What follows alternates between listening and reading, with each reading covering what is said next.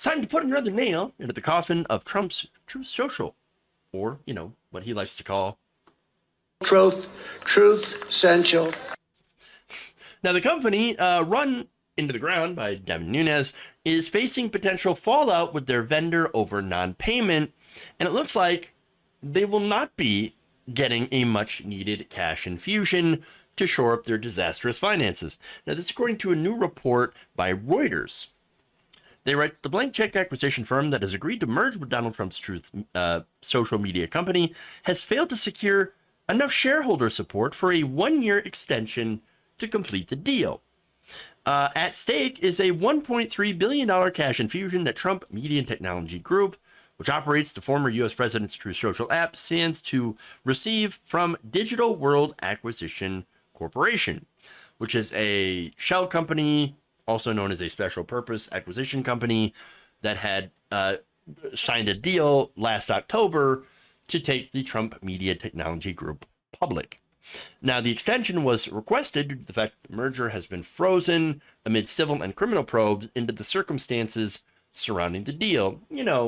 Some issues with some of the financing specifically. For example, one of the firms involved is a Chinese firm named Arc Capital. Now, that federal securities regulators say the firm repeatedly helped create or finance companies with little to no revenue, no customers, and office locations that only point to P.O. boxes. So according to a Washington Post review of the regulatory and court filings. So what you have here is basically fake companies. Okay.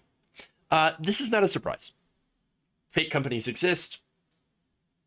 And look, we have them. We have all shell companies all across the country. Sure. But there's an issue here. Shell companies, fake companies, I should say, are not generally supposed to be involved in IPOs.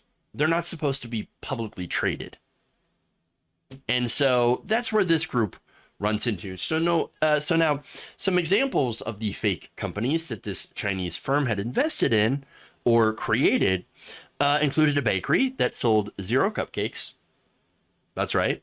And then had morphed into a touch screen device manufacturer. That's a strange coincidence, change in manufacturing, going from allegedly making cupcakes to then making touchscreen devices. Very strange.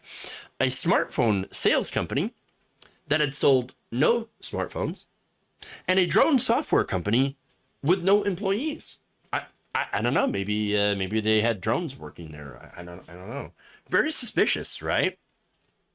Yes. Very suspicious. Now, that's one of Trump's investors into this SPAC, which is a shell company.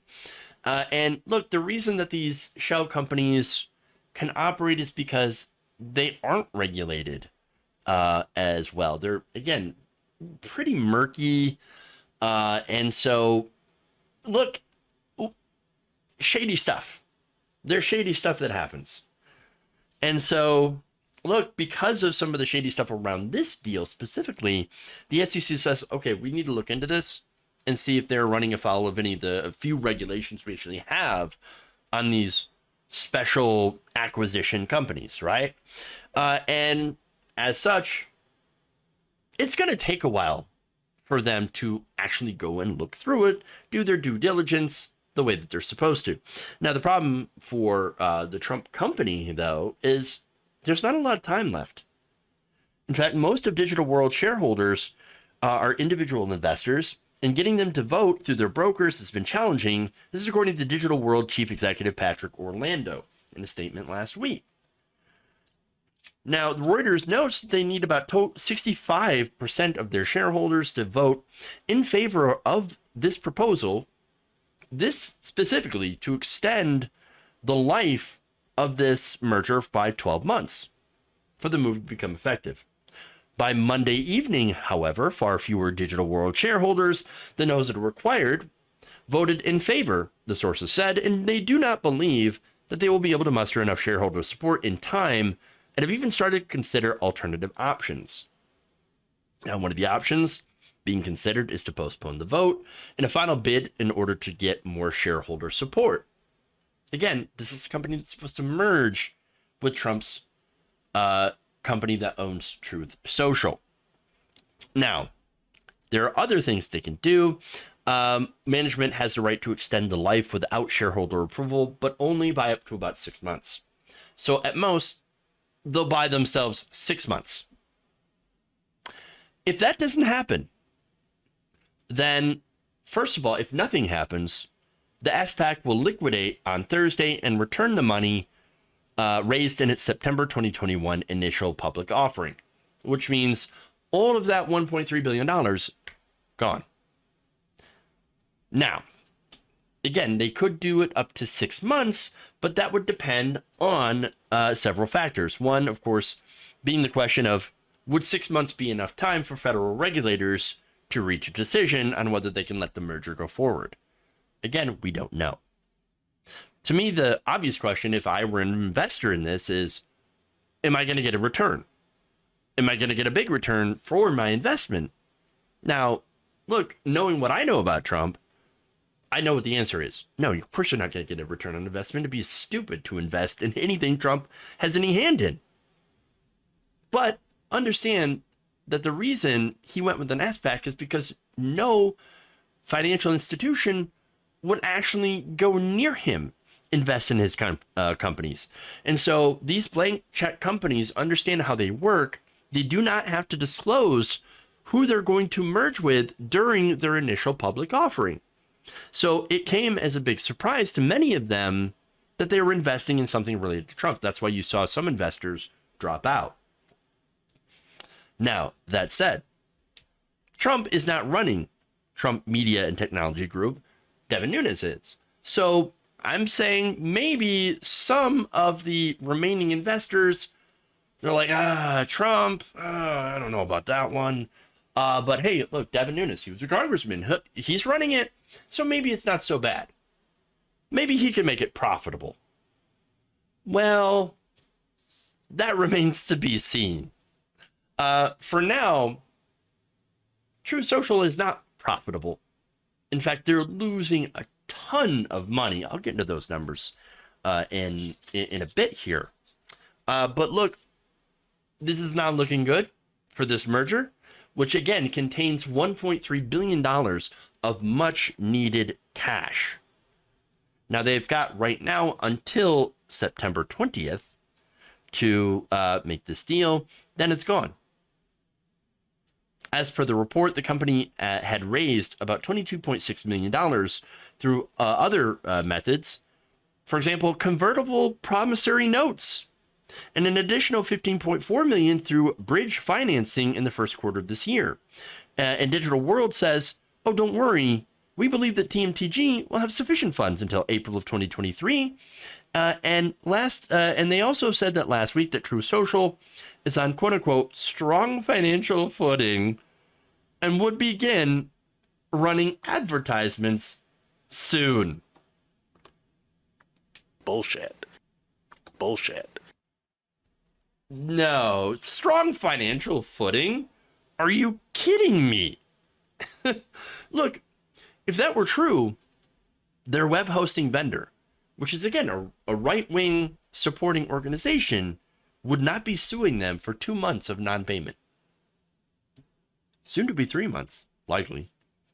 And secondly, they cannot get any advertisers to sign on to them. Now, look, advertisers are very conservative, and I don't mean that in the political sense. I mean that in the money sense.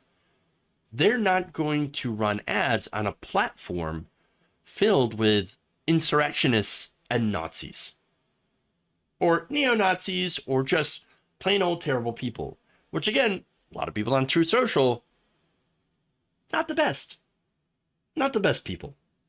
So you're not going to get a lot of advertising companies to run ads on this social media platform. Now, the other reason, of course, is just purely economical, right? Even if you have a company, for example, that's more right-wing and they want to do more advertising, Well, you're gonna want to go where the people are, right? Well, for True Social, not a lot of people are there. It's almost a ghost town. True Social only has about 2 million monthly active users on the entire website. Now, and they only actually also have about 513 daily active users. Now, if you want to compare that, daily active users is the biggest metric, right?